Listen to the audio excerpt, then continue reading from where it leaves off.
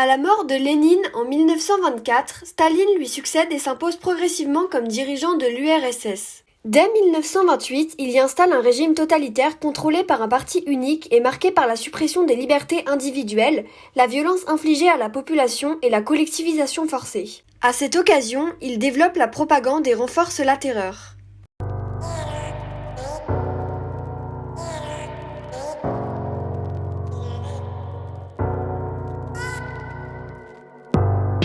I've been hearing the rumors that everyone never stops talking about.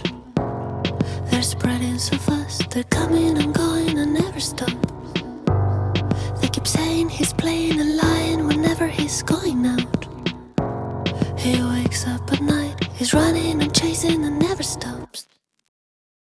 Le régime totalitaire de Staline, contrôlé par un unique parti, possède 3 grands objectifs poursuivis par la planification. Tout d'abord, il conduit son programme en accord avec son idéologie. Cela se caractérise par une forte industrialisation pour arriver au sommet des autres pays développés et se préparer à la guerre.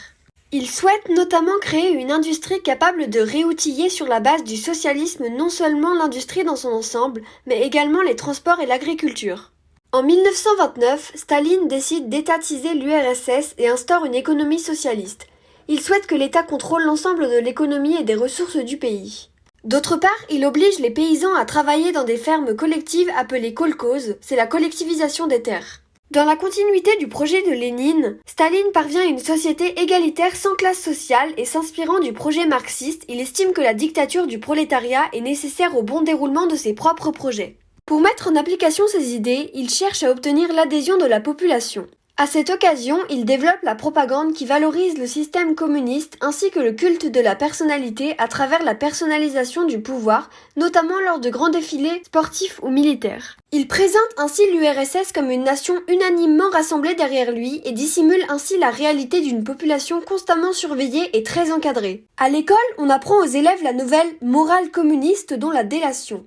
Staline développe également des structures d'encadrement telles que les jeunesses communistes, appelées Komsomols.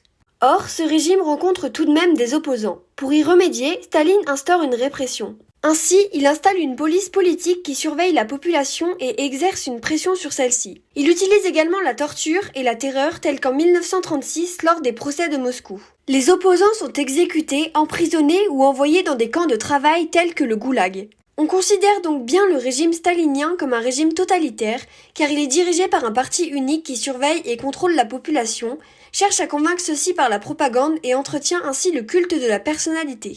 At least as deep as the Pacific Ocean, I wanna be your secret